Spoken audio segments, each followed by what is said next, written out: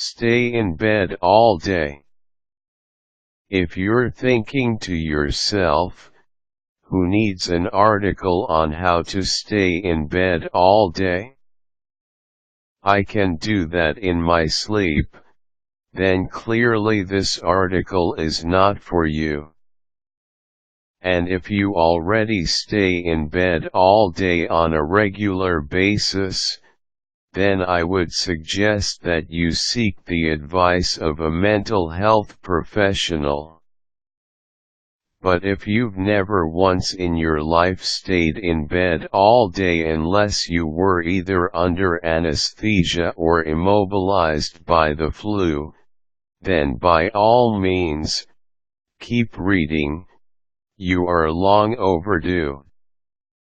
Staying in bed all day is a wonderful fix for anyone who is overworked, overextended, overwrought, or simply overdue for an official day off.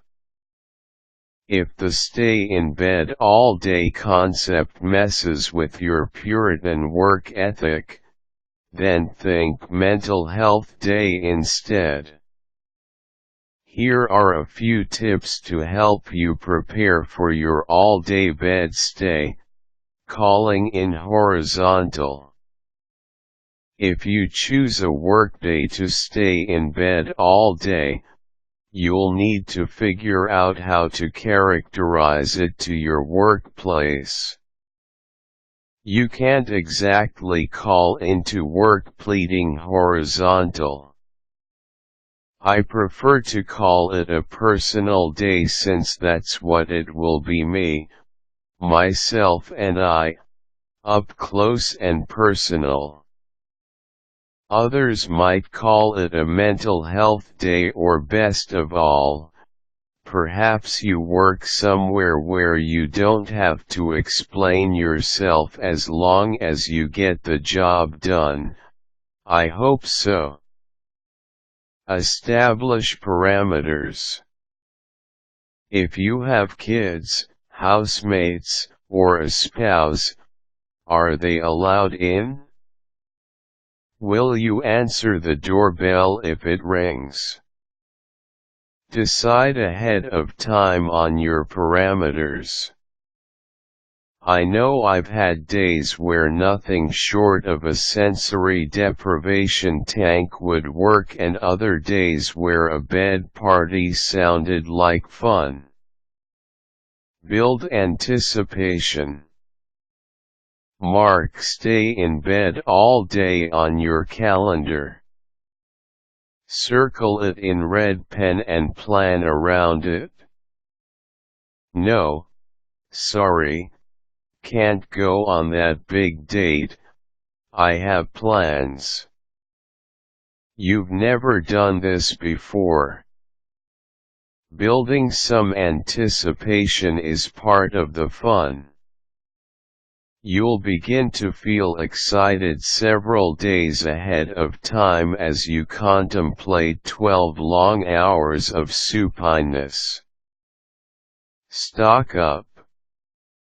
Buy whatever supplies you'll need, be it your favorite kind of tea or that book you've been meaning to get to for, years. Remember, there will be no midday run to the grocery store, an opportunity to run just a few quick errands while you're at it. This day is about taking care of yourself and feeling pampered, so buy whatever you'll need to accomplish the task at hand. Fill up your dance card. While you're not allowed to do any work in bed on this day, you are allowed to do things that give you pleasure.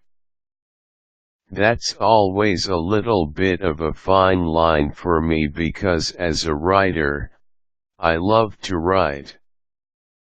I toe the line by allowing myself to write letters and thank you cards and anything else that doesn't bring home the bacon.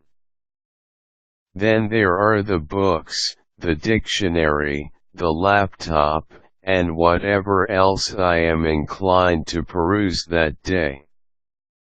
Line up whatever you'd like to do so you'll have no excuses for leaving your lair.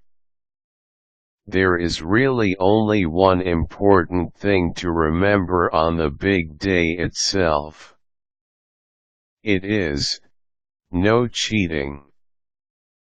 When you really commit yes you are going to be in bed all day long, suddenly you'll find yourself buying that book you've been meaning to get to, and catching up in your personal journal, both things that in the long run are probably better for you than doing yet another load of laundry.